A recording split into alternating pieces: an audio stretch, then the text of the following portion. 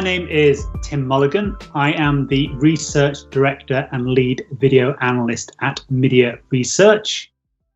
Media Research is a research and insights company analysing the intersection between tech and media. And we focus on video, music, games and sports and how they are increasingly intersecting with each other as we undergo a transition in entertainment to a streaming first future. In this presentation, I'm going to talk about how understanding the role of TV show fandom is essential to TV companies and the TV industry generally to be able to adapt to this new emerging reality. Okay, so to do this, we're going to look at a number of key areas. And first of all, I'm going to talk about what are the overriding trends towards video engagement over the recent period of time. And I will be including linear TV consumption alongside streaming video consumption in that coverage. Then I'm going to look at fandom dynamics. What do I actually mean by the role of fandom being able to empower the TV industry to be able to compete in this new landscape? And then I'm going to provide a case study of a TV brand show called Killing Eve and deep dive into how it's possible to understand the ROI from a streaming perspective for one particular title. And then I'll wrap up with some conclusions around this presentation. So let's go first then. We'll start at the beginning, as all good stories should start. So 2020, what a year no one anticipated would happen, but a year that nevertheless has had significant impact across the world, but also on entertainment. Now, one of the most striking changes that the COVID-19 pandemic has brought to entertainment is an increase in the amount of time available for consuming content. Now, prior to 2020, Media Research was exploring the concept of a peak attention economy. The idea that there was no more free space left for creating new consumption behaviors in the digital landscape because there's no more free time left. The arrival of the smartphone has effectively cannibalized any remaining free time. So being able to do things such as create a BuzzFeed type business model around queuing up for your latte and serving short form ad-supported videos was no longer possible. Any new direct consumer proposition around entertainment in the digital landscape would have to take away attention from other existing services serving that attention. But because we've moved into an environment where there's a significant amount of home working, homeschooling and general life spent primarily at home, and the real world non-digital entertainment landscape has currently been put on pause with the severe restrictions around the theatrical cinematic industry, but also live theatre engagement, live music, and generally areas such as going out and socializing have all been negatively impacted by COVID-19. The result is we've seen an increase in digital entertainment time available. And this has happened at the same time that linear is continuing its decline in relevance and engagement. So significant changes taking place in 2020. Now, just a short recap here of what the past looked like. In the old world, pre-digital world, we had the appointment to view landscape where there was a limited amount of prime time available because of linear programming, with the result that only a few select types of show and content was available for consumption, and you knew that you had the audiences to engage because there was very little alternatives available. Since the arrival of the internet and the smartphone, we've seen a transition to on-demand engagement experiences. So for producers of content, distributors of content, they now have to follow where the audiences are across a manifold range of differing services. Now, underpinning all this is the rise of subscription video on demand. So the long-term trend has been for subscription video on demand penetration to go from a niche activity to where it finally became at the end of last year a mainstream activity. Now, since COVID-19, engagement has continued to increase because of that 15% of additional available entertainment time. At the same time, we've seen an acceleration in the decline in linear TV viewing. Now, it did briefly peak in Q1 because there was more time available for entertainment, but since the new normal has started to set in, it's continued its decline. So over the last year and a half, we've seen almost a third decline in engagement here, from 69% to 42% from Q1 2019 to Q3 2020.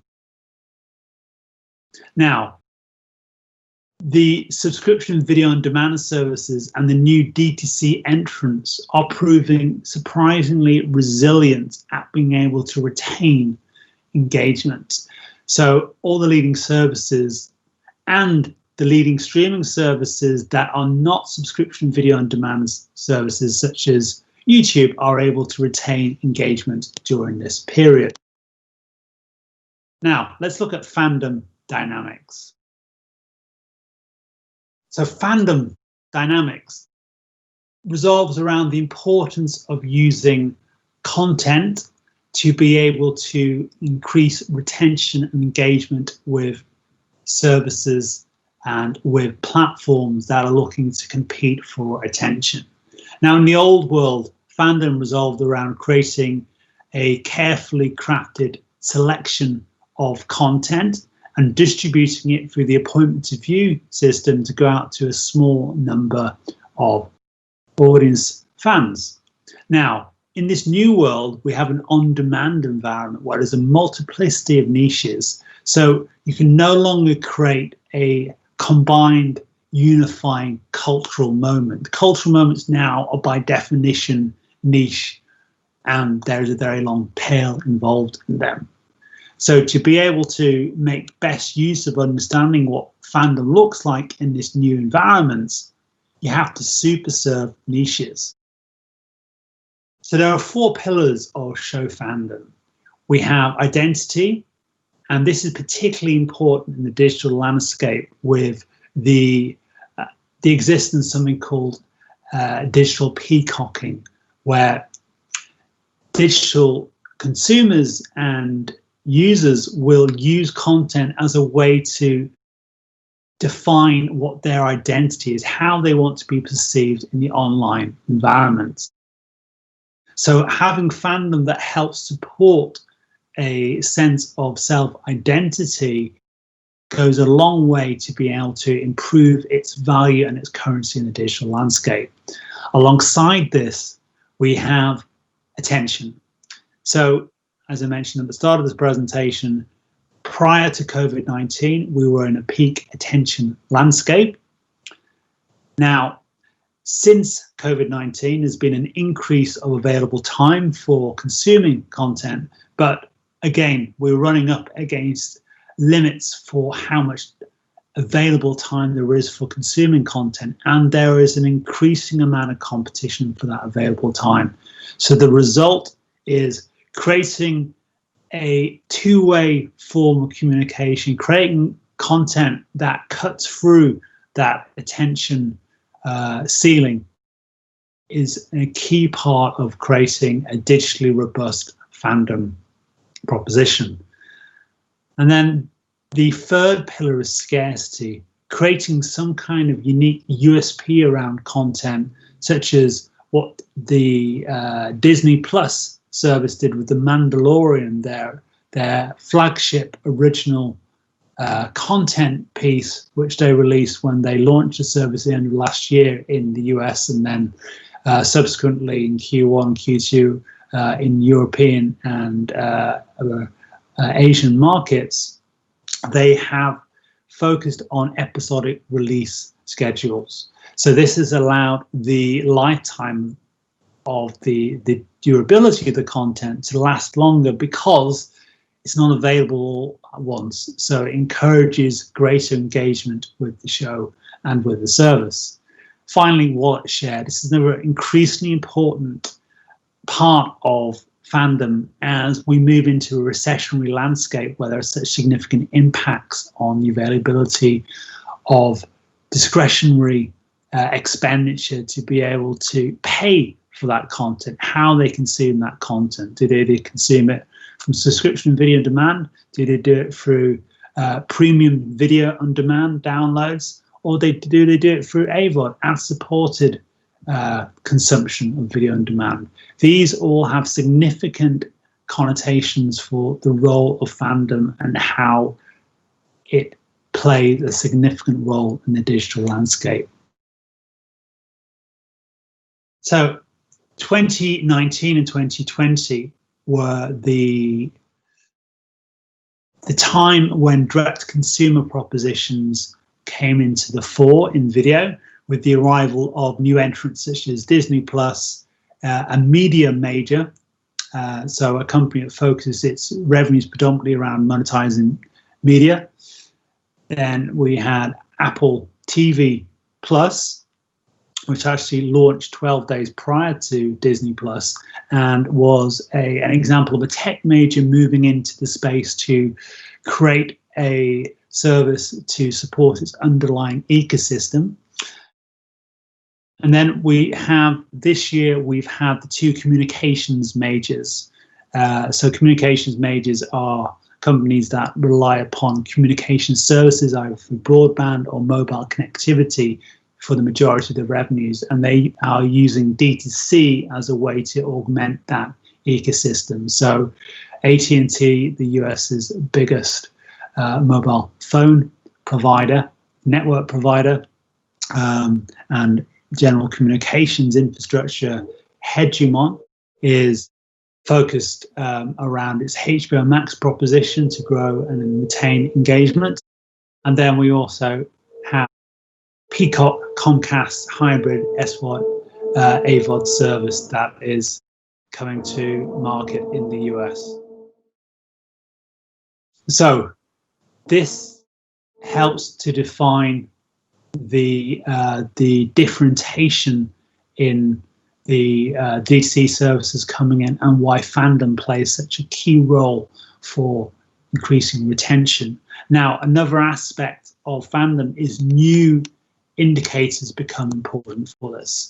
So on the one hand, here's an example of understanding anticipated demand for shows around number of views of a Wikipedia page. In this example was focused on one particular market, Poland, to understand on June the 11th, 2020, what were the 10 most in-demand Wikipedia page views, to get a sense of what the consumers are likely to do to actually go forward and engage with that content. So it gives you a leading indicator for where demand is likely to grow. And then the other side is actually analyzing how engagement has been spent. So there are three key metrics here. So fandom awareness and viewing penetration. So take the example of the Amazon Prime original Jack Ryan. Fandom, understanding how much of a fan someone is of a show. Awareness, have they seen the show? And viewing penetration, have they seen the show over a set period of time? Triangulating these three different areas allows a way to get a real sense of what the intersections are between people aware of the show, people who view the shows, and people who are fans of the show, people who have rated the show highly on a scale of 1 to 5, with 4 and 5 being fans of the show. So very important to understand those dynamics, as it is also very important to understand the age groups behind them, to understand the demographics behind it. Now, let's take an example of how this actually plays out with the Killing Eve case study.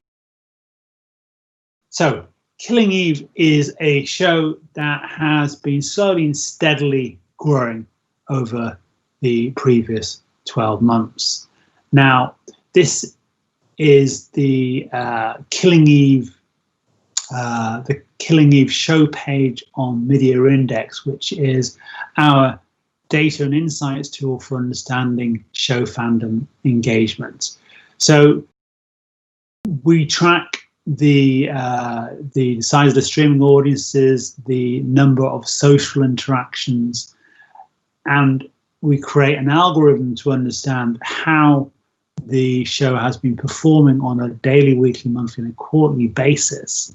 Now, looking into that in greater detail, you can see that there are a number of key metrics that matter. Awareness, I talked about before. The Killing Eve show has very strong awareness in the markets which it's been tracked in.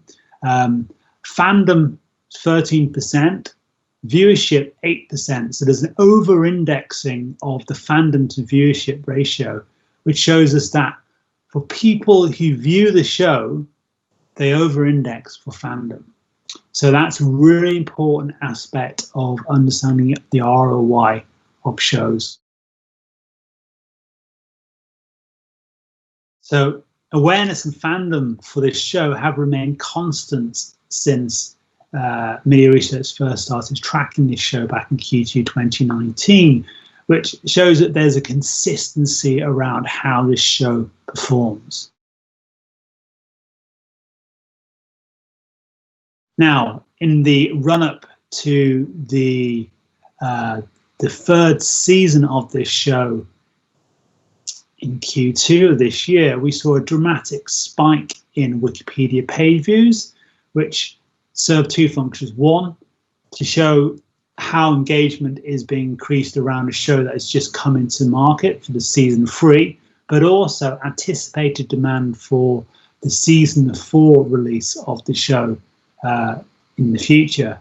So this is a really good example of showing what anticipated demand is, to get a sense of what the likely impact for viewing is for the show. And then finally, putting all these pieces together here, we can see that the Killing Eve franchise performs better than some bigger originals from the likes of Amazon, with its Boys franchise underperforming for the key metrics around people who view the shows who actually become fans of the show. So the three different gradations are: 1, awareness, understanding, are people aware of the show? And then once you get them watching the show, how much of a fan they are of the show. The more the fan they are of the show, the more likely they are to spend greater amounts of time on the show and with the content. So going on to conclusions then. Streaming is now the default way to engage with TV shows. So if you're in the business of showing TV shows, selling TV shows, driving engagement around TV shows, having a streaming focused lens is crucial to being able to optimize the likelihood of success for your TV show brand. And understanding it as a brand is a really crucial part of this, because fandom is what connects a show with the brand, with its ability to live beyond the release schedules, but also in some ways live beyond the distribution partners that are bringing that show to market. And for distribution partners that are looking to build audiences around specific demographic groups, fandom is a really strong way to be able to understand the ROI behind that. And then Fandom is going to remain constant while engagement and awareness will fluctuate. So understanding the dependability of fandom while engagement can sometimes fluctuate depending upon market release schedules is another important understanding from fandom ROI analysis. And then finally, the growth of streaming service diversity and the sophistication of these different services and the nuances as to why they are going into the marketplace will inevitably increase the value of fandom franchises, because there's that need to be able to compete and not just engage audiences, but crucially retain audiences in the digital first era that we are now firmly moving into. Okay, that's the end of my presentation. I hope you found it interesting. I can be reached at the following. Here's my email, tim@mediaresearch.com. I'm on Twitter, and if you would be interested in having weekly updates for how we view this evolving landscape in TV and TV shows in particular, then please subscribe to our weekly newsletter at the link below. Okay, thank you for your time. Bye-bye.